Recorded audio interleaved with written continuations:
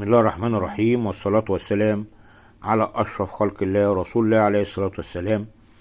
السلام عليكم ورحمة الله وبركاته أصدقائي ومشاهدينا الأفاضل.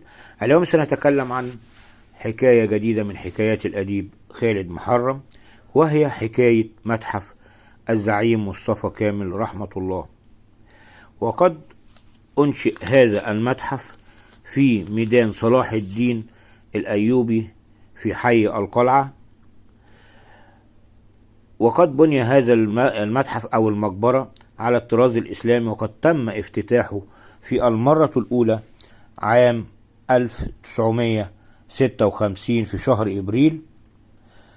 وهذا المتحف كما ترون عند مدخله تجدون في الواجهة مقبرة أو مقبرتين في مقبرة واحدة، وهي للمناضلين الكبار حينها الكاتب والأديب عبد الرحمن الرفعي، وأيضا الكاتب أو الوزير السابق وزير الثقافة فتحي رضوان. على اليمين القاعة الأولى، وهي خاصة بمقتنيات الزعيم مصطفى كامل، والقاعة الأخرى التي على الشمال خاصة بالمناضلين عبد الرحمن الرفعي وأيضا فتحي رضوان. أما عن القاعة الرئيسية التي بني المبنى لها وللزعيم الراحل مصطفى كامل، فهي تضم مقتنيات الزعيم الراحل من الملابس وأدوات الطعام كما ترون، وحجرة مكتبه وكتبه وخطاباته التي بخط يده، وأيضا برواز كبير لرثاء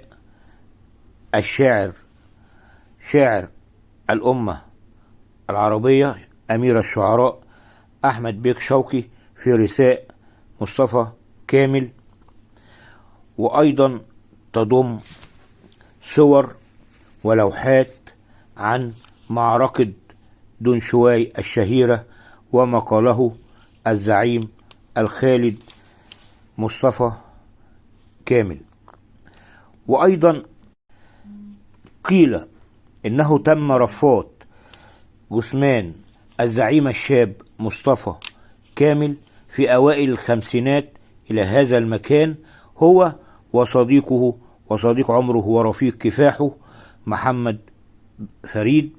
ولكن هذا كان عام 1908 بعد وفاته مباشرة ودفنه في مقابر الإمام الشافعي، ولكن لم يوجد دليل واحد على أنه تم نقل هذين الجثتين أو رفاتهما إلى هذا المكان، حتى أن بعض الأسئلة التي دارت مع أشخاص مسؤولين في وزارة الثقافة أنهم لا يعلمون أين دفن، وفي الغالب إنه لم يتم نقل هذه الرفات من الأساس إلى المكان.